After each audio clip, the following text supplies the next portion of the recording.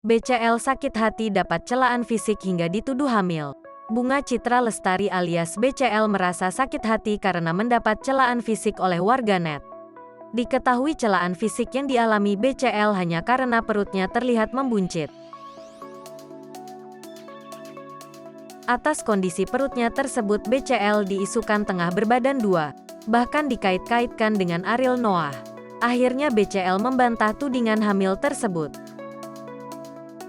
BCL pun menjelaskan terkait kondisi perutnya.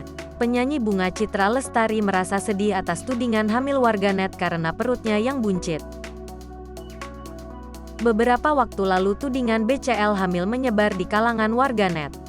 Isu itu beredar setelah video BCL yang sedang berjalan dari samping memperlihatkan perutnya yang buncit. Para warganet pun menuding BCL sedang mengandung anak di perutnya. Tudingan tersebut akhirnya dijawab oleh BCL saat konferensi pers menjelang konsernya di Kuala Lumpur, Malaysia. Ibu satu anak itu mengaku sedih atas tudingan hamil karena perutnya yang buncit. "Aku lebih sedih karena di body shaming. Aku lebih sakit hati karena di body shaming.